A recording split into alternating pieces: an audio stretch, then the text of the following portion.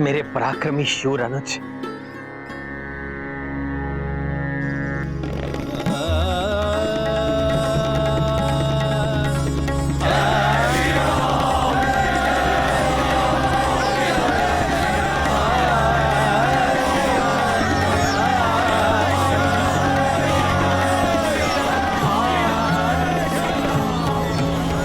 तुम्हें ये जानकर बहुत प्रसन्नता होगी लक्ष्मण कि तुम्हारी भाभी मां जीवित है।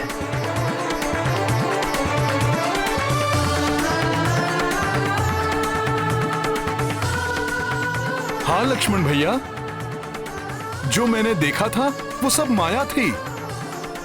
माता पूर्णतः स्वस्थ और सकुशल हैं।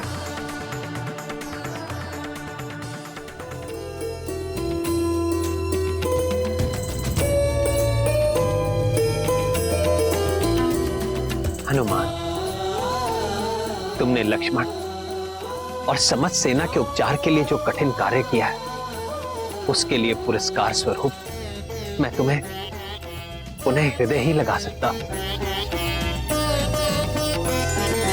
राम राम राम श्री राम राम राम राम श्री राम राम राम राम श्री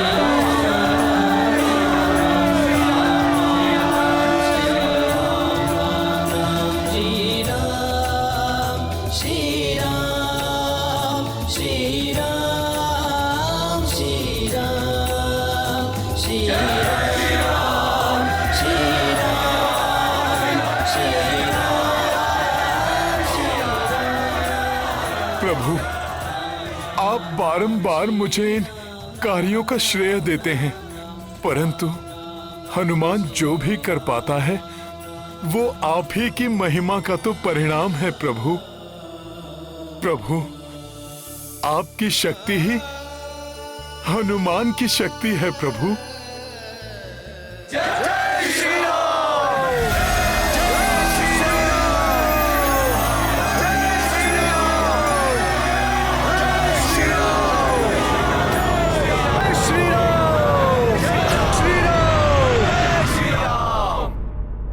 ये स्वप्न है या सत्य है? नहीं, स्वप्न ही होगा।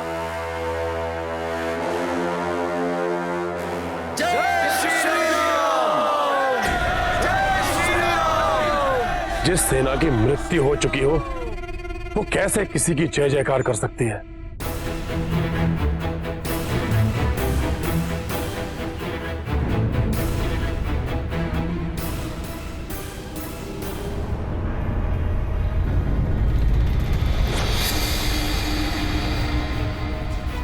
इसका अर्थ है काल नेमी असफल हुआ।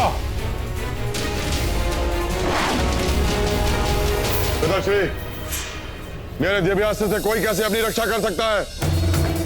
बड़े विचित्र हैं वो वानर, हर बार बच जाते हैं और प्रत्येक बार हमें पराजित होना पड़ा। कहीं ये तो बस,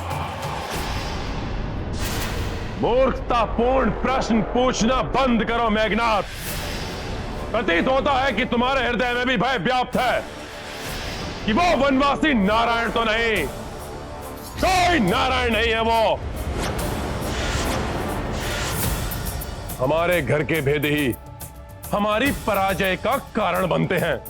वो द्रोही विभीषण जिसने हमारे योद्धाओं के वध का रहस्य बताया, और अब वो द्रोही राजवैद्य सुषेण जो शत्रुओं का उपचार कर रहा है।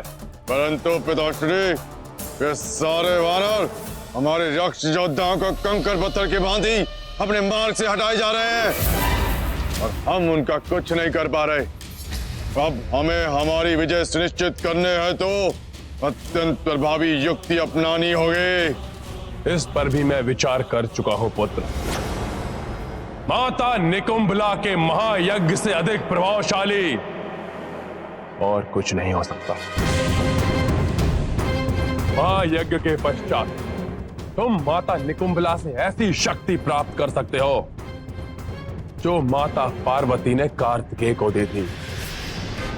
ऐसी परम शक्ति जो उस वनवासी को ही नहीं, उसकी संपूर्ण सेना को नष्ट कर देगी।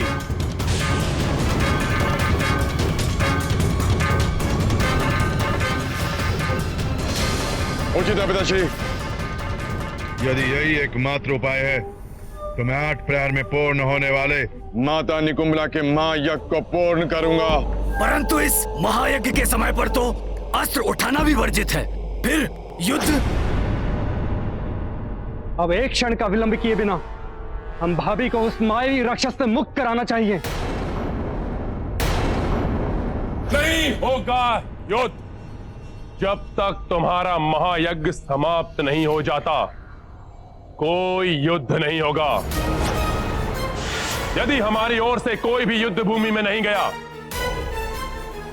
तो मर्यादा का गुणगान करने वाला वो वनवासी अपने किसी भी योद्धा को हमारी ओर नहीं बढ़ने देगा। निश्चिंत रहो मेघनाथ, तुम जाओ, संपूर्ण करो अपना महायज्ञ। परंतु लंकेश, यदि यज्ञ में शत्रु विघ्न डालने पहुंच गए तो? कैसे पहुंचेंगे वो? मेघनाथ ये यज्ञ सुरक्षित और दुर्गम महानिकुंभला पर्वत पर करेगा, जहां आकाश मार्ग से भी नहीं पहुंचा जा सकता और पाताल मार्ग मेरे और मेघनाथ के सिवाय किसी को ज्ञात नहीं।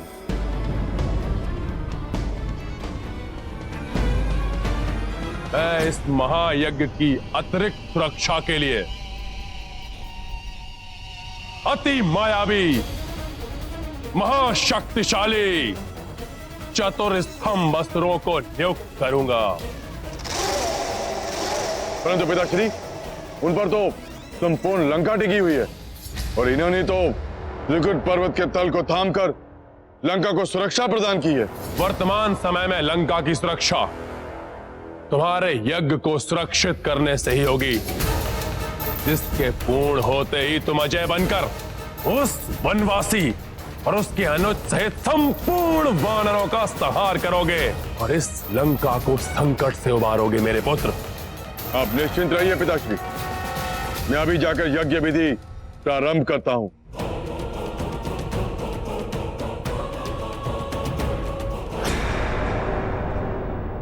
शत्रुओं के शिविर में अपने गुप्तचर स्थित करो, जो मुझे वहां होने वाले प्रत्येक क्रियाकलाप की सूचना दे सके।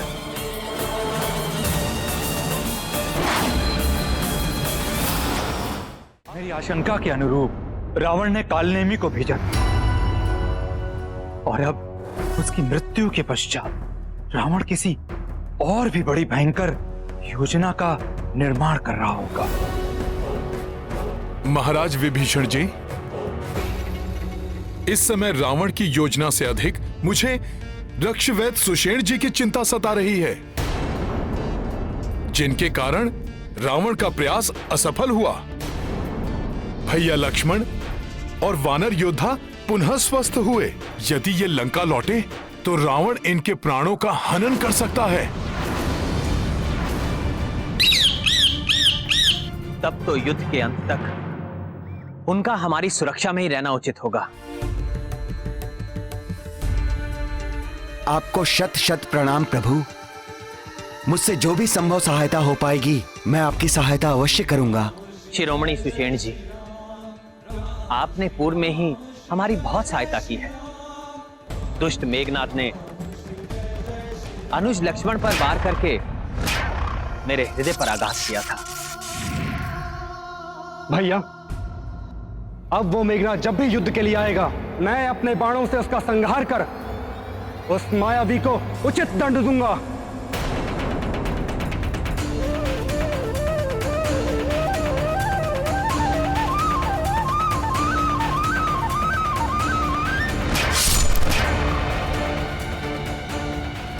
माया के कुचक्र को रचने में मेघनाथ की सहायता करने वाले दुष्ट विद्युत जिह्वा ने माता सीता के मायावी रूप को उत्पन्न कर मुझे भ्रमित करने का दुस्साहस कर मुझसे व्यक्तिगत शत्रुता मोल ली है, जिसके दंड स्वरूप मैं उसका वध करूंगा, मैं उसका वध करूंगा, मैं उसका वध करूंगा।